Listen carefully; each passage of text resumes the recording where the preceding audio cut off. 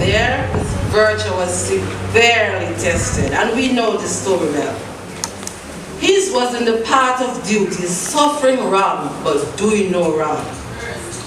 During the long, brethren, long prison years, not jail, prison, where he had rough, tough, and all those people, God was teaching Joseph important lessons. Joseph learned to govern by first learning to obey. He humbled himself. God was teaching him to be trustworthy, honor, and to be useful. And then God exalted him. Exalted him into the position of Prime Minister.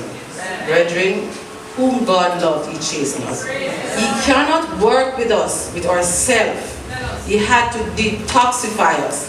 He had to put us at a point where we lose our sense of identity. Can you remember then Joseph's humility when he explained this to his sibling? He said, "Be not grieved nor angry with yourself, that you sold me hither.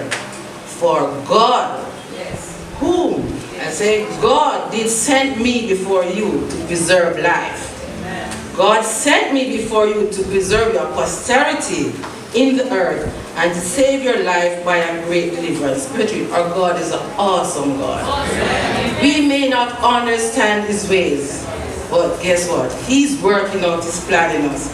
The psalmist says, God knows we are his handiwork, created for his workmanship. Now, if God created us as our masterpiece, do you think he expects anything from us but masterpiece? Prized possession. Do you think he knows our capability when he chose us? Yes, he does. He said, we are his people and the sheep of his pasture. He is our creator and our sustainer. He knows everything about us. Let us look back at chapter 10. And Moses now. Oh Lord, Moses was a man like us. I don't understand Moses. And sometimes you don't understand everything. When God called Moses and he said to Moses, Moses, go to my people and talk to them. What did Moses say? Moses said, who am I? What am I going to tell them who sent them? All right, that conversation gone. Now God said to Moses, go, hear Moses. Lord, I'm not eloquent, neither therefore not since so I spoke not to thy servant, but I'm slow of speech. I'm slow of tongue. Really? Then if I'm slow, I'm going to argue with God, so. Can you imagine?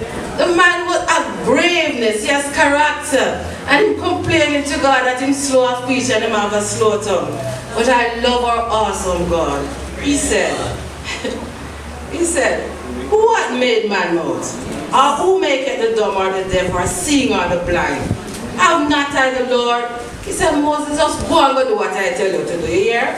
And I will be your mouth and teach you what to say. Yes, our Heavenly Father will not put more on us than we can bear. And he'll give us what to speak as he tells us to Moses. So brethren, his ways are different from man's way.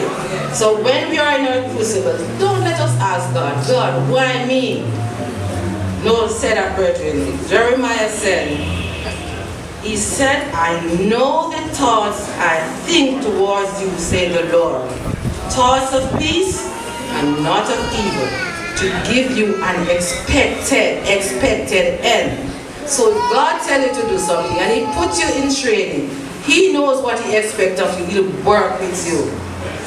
Amen. Yes, our God has our best interest at heart.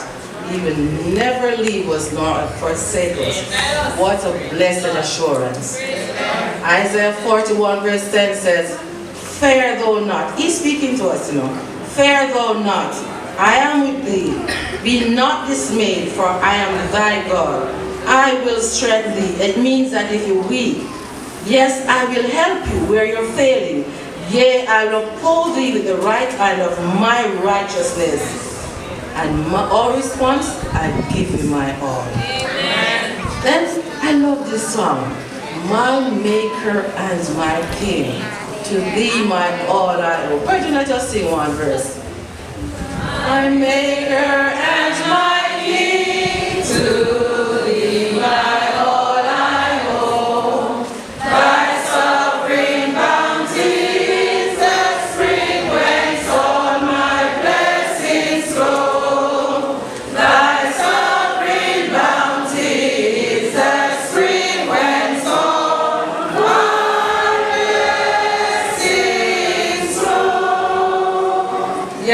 are the creature of his hand, and on him alone we live.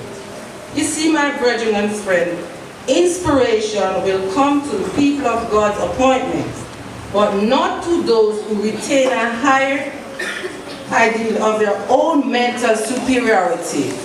Every person who God will use to do his will must have humble ideas of self and must seek in preserving earnestness for light. God will not require any person to become a novice or to sink down into voluntary humility and become more and more weakened or disabled. He's an awesome God. He has to protect his name. God calls upon everyone with whom he works to do the very highest kind of thinking and praying and hoping and trusting in him. Many of us, as of Moses, very much to unlearn in order to learn the very lessons that we need.